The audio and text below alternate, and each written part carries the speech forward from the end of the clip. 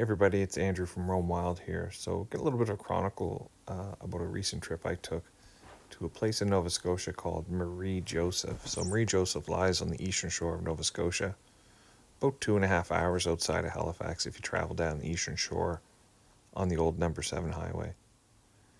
Ended up going there with a buddy of mine from work. His name's Tony. He's got a beautiful 2019 TRD Pro 4Runner, and convinced him to come out for a night. He's done a few little modifications to his that makes it suitable for, short stays and things along those lines. As you can see, we had to go down some dirt roads here.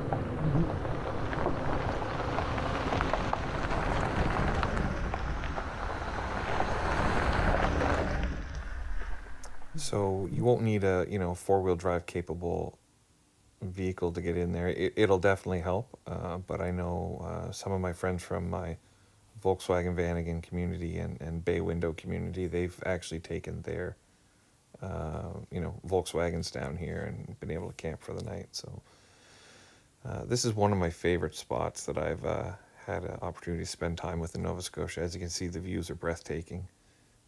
You're constantly comforted by the sound of the ocean, and it's just a relentless crashing of the waves on the shoreline.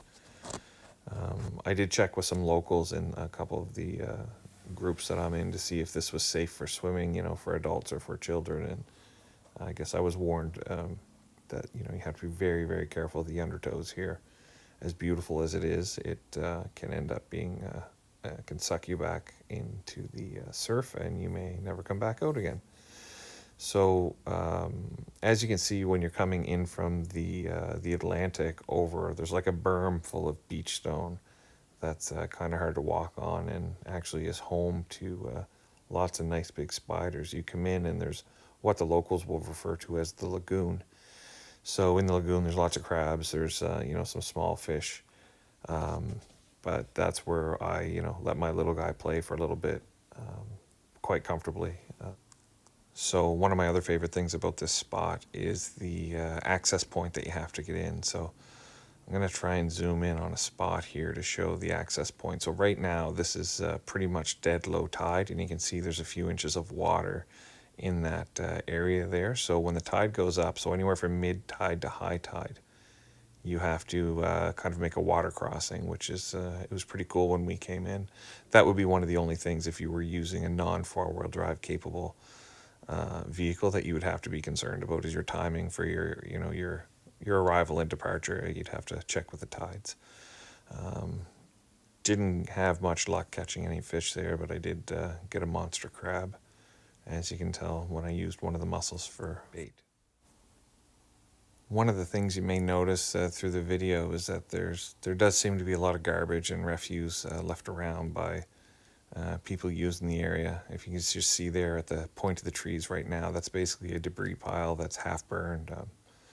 When you're there, it seems like there's someone might have been going through divorce or something like that. There's some wedding pictures that have been tried to be burned, and other garbage. As you get farther away from the campsite, there is a multitude of driftwood that you can use for firewood that's available. There's not a lot of privacy, so for washroom breaks and things like that, you do have to go for a bit of a hike.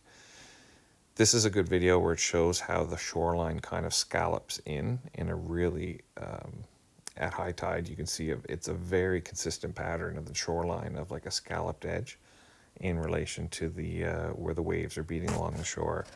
It's beautiful, and not only do you hear the crashing of the ocean, you actually hear the rocks tumbling through the force of the ocean. So I got one little video here that's going to have give you a little bit taste of that audio.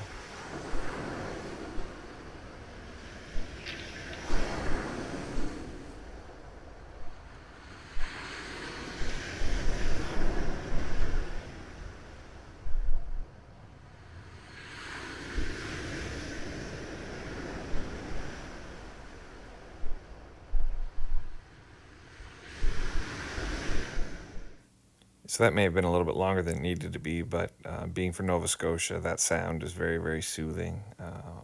And also, I do have an affinity for the Eastern Shore in Nova Scotia, as I got some family ties a little bit farther down here. One of the cool things you want to check out when you go to Marie Joseph is actually the village of Marie Joseph. When you drive through, you come around a turn and you're met with these abandoned fishing boats, and there's an abandoned, Coast Guard ship there that they tried to salvage, and it's definitely interesting to go poking around. Just keep in mind that it is, a lot of it's private property, so you have to kind of admire from a distance. We had my little guy there, so he is 6 years old, and he had a great time. It is wide open. As long as he doesn't go over the back hill, you have a pretty good idea, where he's at and what he's doing. So it is, I would say it's kid friendly, as long as, you trust them enough not to go wandering off over that berm. But, there's no aggressive waters or anything on the lagoon side of the berm, and it basically is, a nice little place where I can sit back and have a beverage or two, and Jack can go exploring without really having to worry too much about him. Just to wrap things up, I want to say this is one of my all-time favorite campsites that I've been to.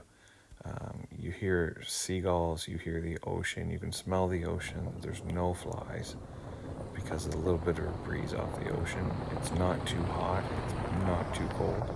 Now, we had pretty good conditions there. It was overcast. But if you ever are down in this area, make sure that you get down there, and make sure you take out some of the garbage that people left behind with you. Thanks.